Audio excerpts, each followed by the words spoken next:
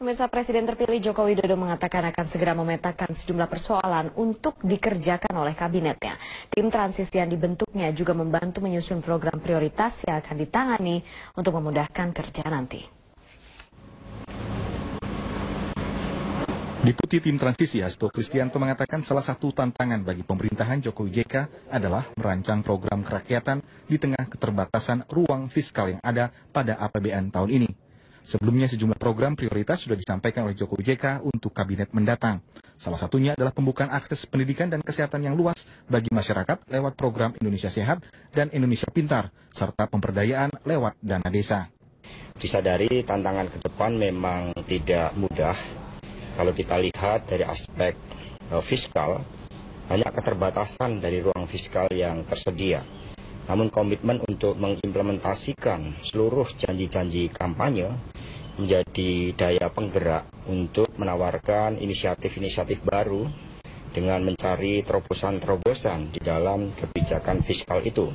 Karena itulah koordinasi dan komunikasi dengan pemerintahan Presiden SBY juga sangat penting. Presiden terpilih Joko Widodo sesaat setelah mendengar putusan MK terkait sengketa PHPU mengatakan akan melakukan gerak cepat untuk menyiapkan kerja pemerintahannya. Salah satunya menggelar pembicaraan dengan Presiden saat ini, Susilo Bambang Yudhoyono.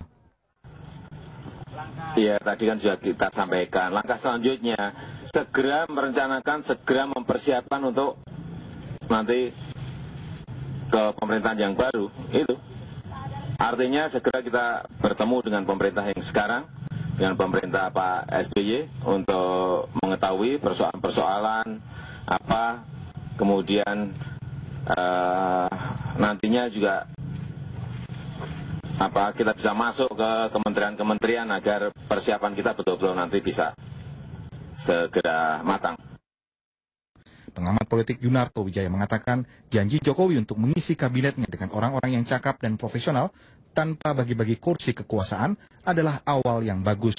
Dia berharap dengan komposisi seperti itu, kabinet Jokowi akan bisa bergerak lebih leluasa dan tidak terikat dengan banyak kepentingan partai politik di sekitarnya. Ini harus terkungkung ya geraknya dalam melakukan kerja politik oleh karena perjanjian dengan partai-partai. Ini menurut saya tidak boleh diulang. SBY harus kita akui berhasil meletakkan sebuah landasan-landasan yang cukup baik buat hidup berbangsa dan bernegara, tetapi yang selalu menjadi kritikan adalah akselerasi yang kurang. Dia berhasil menjadi solidarity maker, tapi tidak berhasil menjadi akselerator yang dibutuhkan oleh negara yang masih dikatakan berkembang dan belum menjadi developed country. Ini yang menurut saya dibutuhkan oleh seorang Jokowi, dan menurut saya langkah awal mengatakan koalisi ini tanpa syarat, bahwa kabinet harus profesional, tidak terikat oleh koalisi, adalah sebuah awal yang cukup baik dan membedakan dia dengan presiden-presiden sebelumnya. Joko Widodo dan Yusuf Kala sendiri akan resmi menduduki posisinya setelah dilantik pada 20 Oktober mendatang. 2 hari setelahnya, mantan wali kota Solo itu mengatakan akan mengumumkan susunan kabinet yang akan membantunya bekerja untuk 5 tahun mendatang.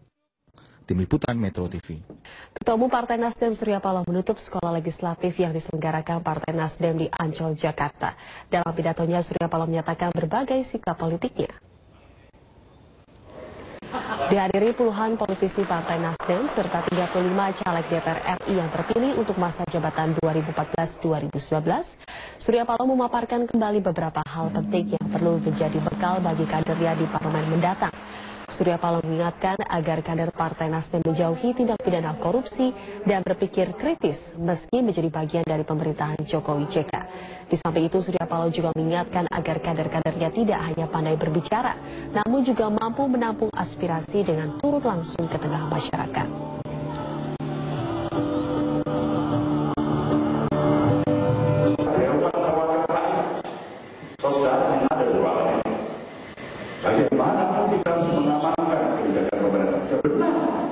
Kalau begitu artinya tidak bisa mengkritik pemerintah, itulah kesalahannya.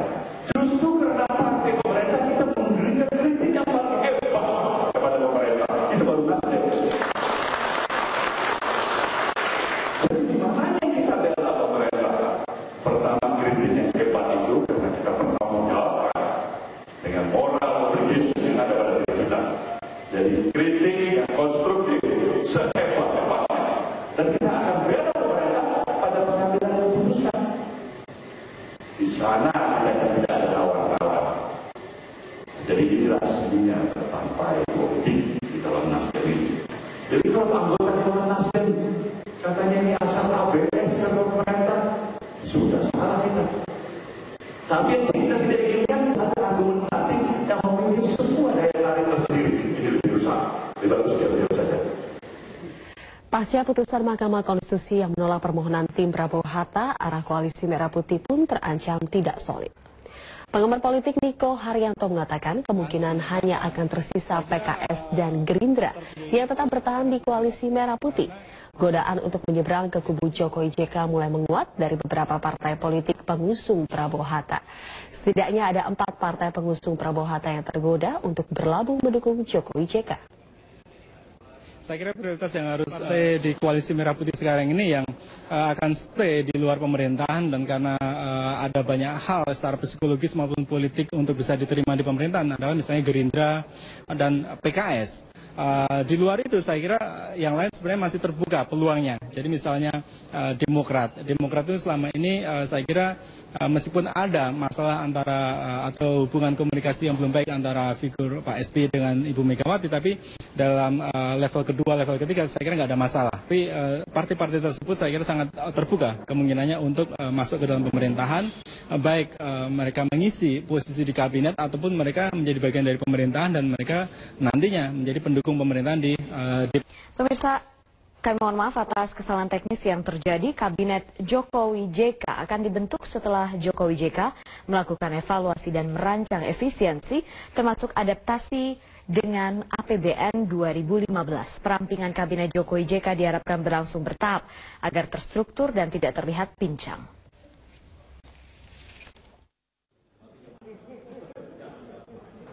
Evaluasi dan efisiensi menjadi 2 kata utama yang mewakili kerja awal Jokowi JK sebelum menentukan struktur kabinetnya. Lewat evaluasi dan efisiensi ini, kinerja pemerintahan baru diharapkan lebih berkualitas. Kalau efisiensi kan juga orangnya nggak usah banyak, tapi orangnya sedikit, kapasitasnya, kualitasnya, ya kan, kemampuannya besar.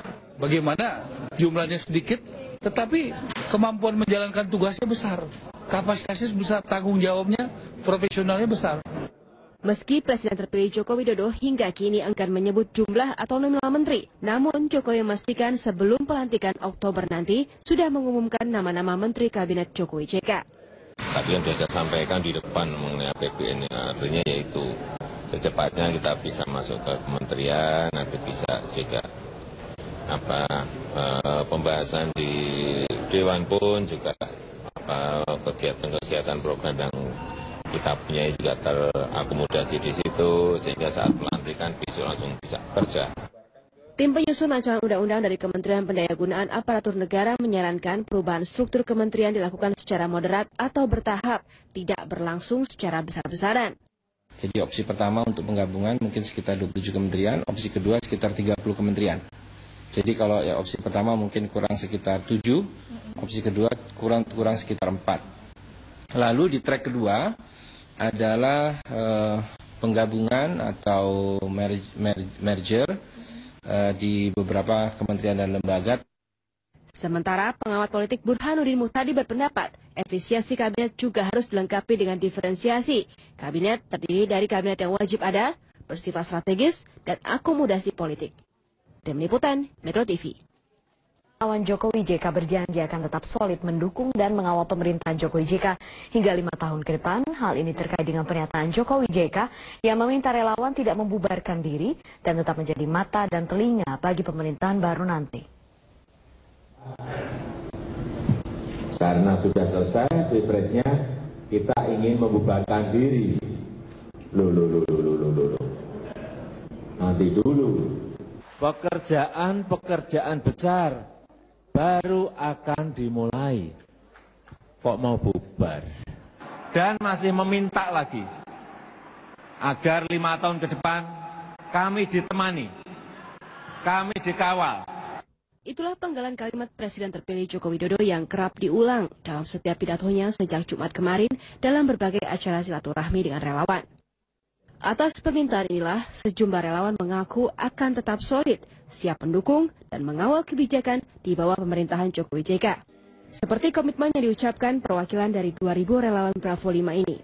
Kami nanti merupakan salah satu forum juga untuk menyampaikan aspirasi supaya permasalahan melalui daerah dapat diimplementasikan secara merata. Sesuai dengan apa yang telah dibawakan tadi, dan hal-hal yang memang dianggap yang masih kurang kepada program kerjanya, dan kami memberikan masukan kepada beliau. Relawan punya makna penting bagi Jokowi JK, bukan sekedar untuk memenangkan pertarungan Pilpres 9 Juli silam atau sekedar mendukung, tapi juga mengawal serta menjadi mata dan telinga bagi Jokowi JK.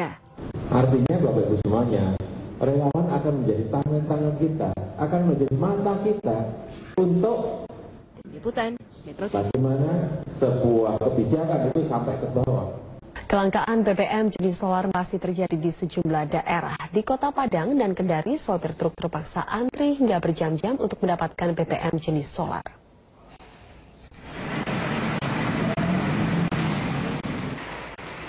Antrean panjang kendaraan di SPBU Jalan Bypass Kota Padang, Sumatera Barat ini mencapai panjang ratusan meter. Ratusan kendaraan ini antre demi mendapat BBM bersubsidi jenis solar. Sudah lebih dari seminggu solar langka di wilayah ini. Hampir seluruh SPBU di Kota Padang kehabisan stok. Menurut petugas SPBU, kelangkaan BBM jenis solar bersubsidi ini disebabkan pembatasan dari Pertamina. Biasanya mereka mendapatkan 4 tangki solar, kini menjadi 2 tangki. Hal serupa juga terjadi di Kendari. Antrean panjang kendaraan di SPBU Tapak Kota Kendari, Sulawesi Tenggara terlihat sejak Sabtu dini hari. Antrean bahkan mencapai 1 km. Padahal layanan penjualan solar bersubsidi baru dibuka pukul 9. Walau sudah masuk dalam antrean, warga tetap was-was tak kebagian jatah karena stok solar terbatas. Belakangan, pembatasan BBM subsidi jenis solar membuat cemas pelaku transportasi. Karena jika tidak kebagian solar, maka mereka terancam tidak bisa beroperasi. Tim Liputan Metro TV.